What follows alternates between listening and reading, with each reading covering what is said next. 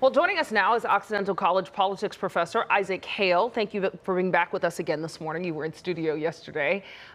This is, of course, what we were predicting. We knew this was going to happen. So let's focus on the center of this fight. It is over health care funding. The Democrats are insisting on health care funding. They did not get that. We saw the government shut down.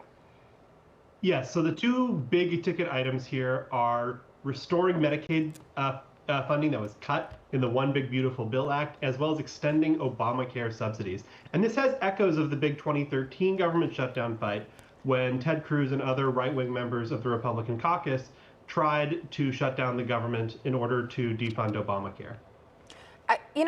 My problem with this, and I don't know how we move through society right now, but every time one side blames the other side, I don't care if you're Democrat or Republican, you're not negotiating.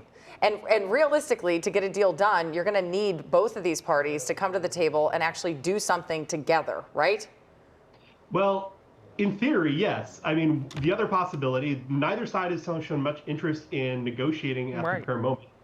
We haven't seen any really fruitful negotiations up to this point. The sides are quite aware of what the other wants. And I kind of see three paths out of this. One is Democrats cave, like they did in March, but when they did so, they faced substantial blowback from their own partisan voters.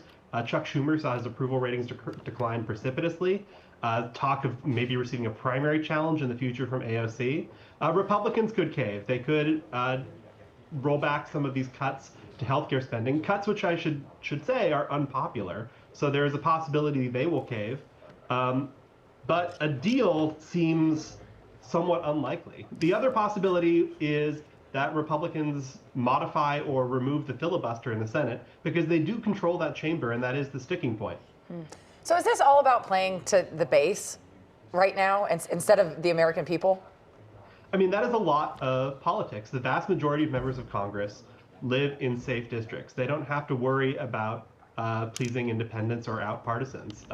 And so a lot of American politics right now is about pleasing the base, and President Trump doesn't have to worry about re-election either. It's also interesting. We have our reporter Rick Montanez at the airport this morning. One of the areas we're expecting to see delays if this shutdown drags on. What do you think will be the immediate effects? Of course, federal workers will feel this immediately, not being paid. Talk about some of the impacts everyone is going to feel. Yeah, so I mean, people are ultimately, it's going to start slow, as Rick was saying, but things are going to ratchet up. Social Security payments could be delayed or affected if this goes on long enough. And as you mentioned, that last shutdown in December 2018 stretched on for over a month.